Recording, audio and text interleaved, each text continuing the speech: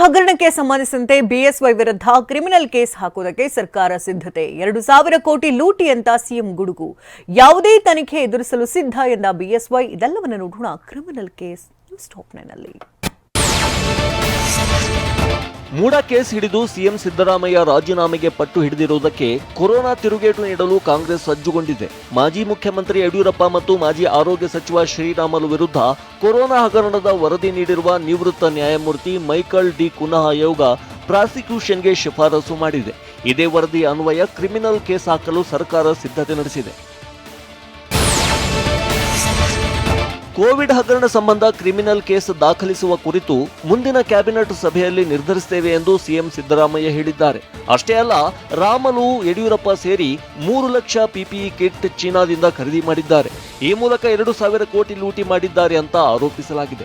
Cabinet ಮುಂದೆ ಬಂದಿಲ್ಲ, ಸಬ್ಕಮಿಟಿ examine ಮಾಡ್ತಾ ಇದೆ.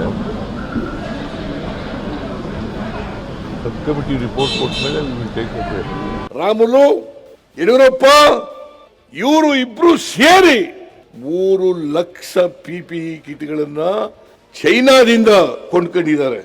ಲೂಟಿ ಹೊಡೆದಿದ್ದಾರಲ್ಲ, ಸುಮಾರು 2,000 ಕೋಟಿಗೂ ನಾನು ಅಸೆಂಬ್ಲಿನಲ್ಲಿ ಪ್ರಸ್ತಾಪ ಮಾಡಿದ್ದೆ. ಇದನ್ನ ಕೋವಿಡ್ ತನಿಖೆಗೆ ಮುಂದಾಗಿರುವ ರಾಜ್ಯ ಸರ್ಕಾರದ ವಿರುದ್ಧ ಗುಡುಗಿರುವ ಯಡಿಯೂರಪ್ಪ ಯಾವುದೇ ತನಿಖೆ ಮಾಡಲಿ ಎದುರಿಸ್ತೇನೆ ಅಂತ ಸವಾಲು ಹಾಕಿದ್ದಾರೆ. ಇದಕ್ಕೆ ತಿರುಗೇಟು ಕೊಟ್ಟಿರುವ ಸಿಎಂ ತಪ್ಪು ಅಂತ ಸಾಬೀತಾದ ಮೇಲೆ ಏನ್ ಮಾಡ್ತಾರೆ ಅಂತ ಕುಟುಕಿದ್ದಾರೆ. ಏನ್ ಬೇಕಾದ್ರೂ ಮಾಡ್ಲಿ, ಅದನ್ನ ಎದುರಿಸ್ತೇವೆ. ಕೋರ್ಟ್ ಇದೆ, ನ್ಯಾಯಾಂಗ ಇದೆ. ನ್ಯಾಯಾಂಗ ಬರೀ ಒಬ್ಬರಿಗೇನೆ ಇರೋದು, ಎಲ್ಲರಿಗೂ ಇದೆಯಾ? ಬರೀ ಯಡಿಯೂರಪ್ಪನವ್ರು ಮಾತ್ರ ಇದೆಯಾ? ತಪ್ಪು ಮಾಡಿದವರು ಶಿಕ್ಷೆ ಕೊಡಕ್ಕಲ್ಲ ಇರೋದು ಅಲ್ವೇನ್ರಿ? ತಪ್ಪು ಅಂತ ಸಾಬೀತಾದ ಮೇಲೆ ಏನ್ ಮಾಡ್ತಾರೆ ಯಡಿಯೂರಪ್ಪ? ಕೊರೋನಾ ವೇಳೆ ಆಕ್ಸಿಜನ್ ಪೂರೈಸದೆ 50,000 ಜನ ಮೃತಪಟ್ಟಿದ್ದಾರೆ. ಚಾಮರಾಜನಗರದಲ್ಲಿ ಆಕ್ಸಿಜನ್ ಇಲ್ಲದೆ 36 ಜನ ಸಾವನ್ನಪ್ಪಿದ್ರು. ಆದರೆ ಸುಧಾಕರ್ 2 ಅಥವಾ 3 ಸತ್ತಿರಬಹುದು ಅಂದಿದ್ದ ಅಂತ ಸಿಎಂ ಸಿದ್ದರಾಮಯ್ಯ ವಾಗ್ದಾಳಿ ನಡೆಸಿದ್ದಾರೆ. ಇಂಥವರು ಬೇಕಾ? ಮತ್ತೆ ಬಿಜೆಪಿಯವರು ಅಧಿಕಾರಕ್ಕೆ ಬರಬೇಕಾ ಎಂದು ಸಿದ್ದರಾಮಯ್ಯ ಪ್ರಶ್ನೆ ಮಾಡಿದ್ದಾರೆ. ಚಿಕಿತ್ಸೆಯನ್ನು ಒದಗಿಸಲಿಕ್ಕಾಗದೆ, ಆಕ್ಸಿಜನ್ ಕೊಡಲಿಕ್ಕಾಗದೇನೆ ಸುಮಾರು 50,000 ಜನ ಸತ್ತೋದ್ರು. ಚಾಮರಾಜನಗರದಲ್ಲಿ ಸುಧಾಕರ್ ಹೋಗಿದ್ರು, ನಾವು ಅದು ನೆಕ್ಸ್ಟ್ ಡೇ ಹೋದ್ರು. ಸುಧಾಕರ್ ಹೇಳಿದ್ರು 2 ಅಥವಾ 3 ಜನ ಸತ್ತಿರಬಹುದು. ನಿಜವಾಗಿ ಸತ್ತಿದ್ದದ್ದು 36 ಜನ. ಹಿಂದಿನ ಬಿಜೆಪಿ ಸರ್ಕಾರದ ವಿರುದ್ಧ ಗುತ್ತಿಗೆದಾರರು 40% ಕಮಿಷನ್ ಆರೋಪ ಮಾಡಿದ್ರು. ಇದರ ವಿರುದ್ಧ ನಾವು ನಾಗಮೋಹನ್ ದಾಸ್ ಅಧ್ಯಕ್ಷತೆಯಲ್ಲಿ ಆಯೋಗ ರಚಿಸಿದ್ದೇವೆ. ಅವರಿನ್ನೂ ವರದಿ ಕೊಟ್ಟಿಲ್ಲ. ವರದಿ ಕೊಟ್ಟ ಮೇಲೆ ಬೊಮ್ಮಾಯಿ ಇರಲಿ ಮತ್ಯಾರೇ ಇರಲಿ, ತಪ್ಪಿತಸ್ಥರಿಗೆ ಶಿಕ್ಷೆ ಕೊಡಿಸುವ ಕೆಲಸ ಮಾಡೇ ಮಾಡ್ತೇವೆ ಎಂದು ಸಿಎಂ ಸಿದ್ದರಾಮಯ್ಯ ಹೇಳಿದ್ದಾರೆ. ಕಮಿಷನ್ ಕೇಳ್ತಾರೆ, ನಮ್ ಕೈಲಿ ಕೊಡಕ್ಕಾಗಲ್ಲ ಅಂತ ಹೇಳಿದ್ರು. ಅದಕ್ಕೋಸ್ಕರ ಅಸೆಂಬ್ಲಿನಲ್ಲಿ ಪ್ರಶ್ನೆ ಮಾಡಿದ್ದೆ. ಆಮೇಲೆ ನಾವು ಅಧಿಕಾರಕ್ಕೆ ಬಂದ ಮೇಲೆ ನಾಗಮೋಹನ್ ದಾಸ್ ಅವರ ಅಧ್ಯಕ್ಷತೆಯಲ್ಲಿ ಆಯೋಗವನ್ನ ರಚನೆ ಮಾಡಿದ್ದೀವಿ. ಅವ್ರು ಇನ್ನೂ ವರದಿ ಕೊಟ್ಟಿಲ್ಲ.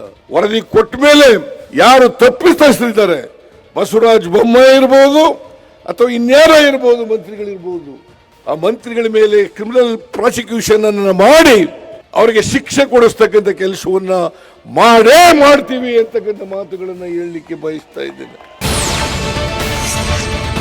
ಕೋವಿಡ್ ಹಗರಣದ ಬಗ್ಗೆ ಡೀಟೇಲ್ ಆಗಿ ತನಿಖೆ ಮಾಡಬೇಕಾಗುತ್ತೆ ಅಂತ ಗೃಹ ಸಚಿವ ಪರಮೇಶ್ವರ್ ಹೇಳಿದ್ದು, ಇದಕ್ಕೆ ತಿರುಗೇಟು ನೀಡಿರುವ ಕೇಂದ್ರ ಸಚಿವ ಪ್ರಹ್ಲಾದ್ ಜೋಶಿ ನೋಟಿಸ್ ಕೊಡದೆ ತನಿಖೆ ಅಂದ್ರೆ ಹೇಗೆ ಅಂತ ಪ್ರಶ್ನೆ ಮಾಡಿದ್ದಾರೆ. ಸ್ವಾಭಾವಿಕವಾಗಿ ಅದನ್ನ ಈಗ ಮುಂದಿನ ಕ್ರಮ ತಗೊಳ್ಳೋದಕ್ಕೆ ಏನು ಮಾಡಬೇಕು ಅದನ್ನ ಸರ್ಕಾರ ಮಾಡಬೇಕಾಗುತ್ತೆ. ಅದನ್ನ ಕ್ಯಾಬಿನೆಟ್ ತೀರ್ಮಾನ ಮಾಡುತ್ತೆ. ಯಡಿಯೂರಪ್ಪ ಸಾಹೇಬರಿಗೂ ನೋಟಿಸ್ ಕೊಟ್ಟಾರ ಕೇಳ್ರಿ. ಯಡಿಯೂರಪ್ಪ ಸಾಹೇಬ್ರು ಇಲ್ಲೇ ಇದ್ದಾರೆ, ರಾಮುಲು ಅವ್ರಿಗೆ ಕೊಟ್ಟಿಲ್ಲ. ಈ ಕಮಿಷನ್ ಏಜೆಂಟ್ ಅಂತ ಕೇಳಿದ್ದೀನಿ ನಾನು. 100% ಇದು ದ್ವೇಷದ ರಾಜಕಾರಣ, ಬೆದರಿಕೆ ತಂತ್ರ. ಈ ಬೆದರಿಕೆಗೆ ನಾವು ಬಗ್ಗುದಿಲ್ಲ.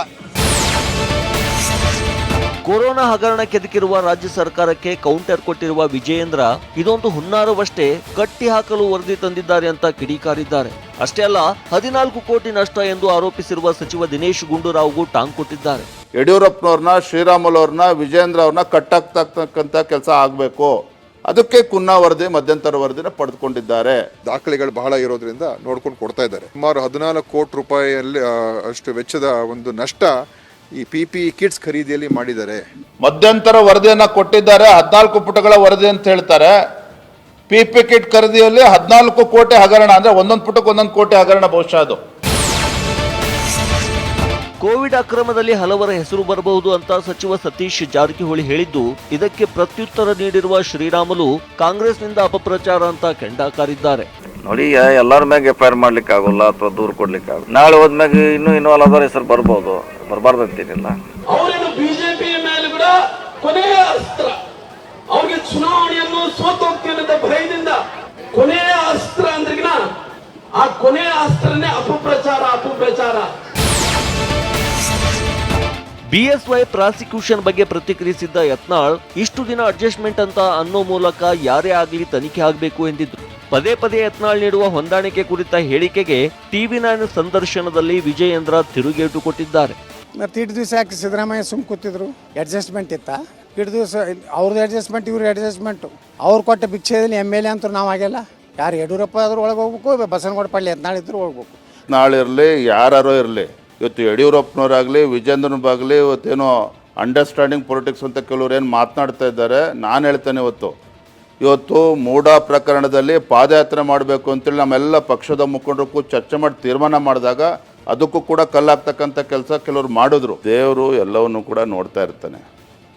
99 ತಪ್ಪು ಮಾಡೋದು ಅನ್ಕೊಂಡು ಸುಮ್ಮನೆ ಇರ್ತಾನೆ. 100ನೇ ತಪ್ಪು ಮಾಡಿದಾಗ ಏನು ಶಿಕ್ಷೆ ಆಗಬೇಕು ಅದು ಹಾಗೇ ಆಗ್ತದೆ.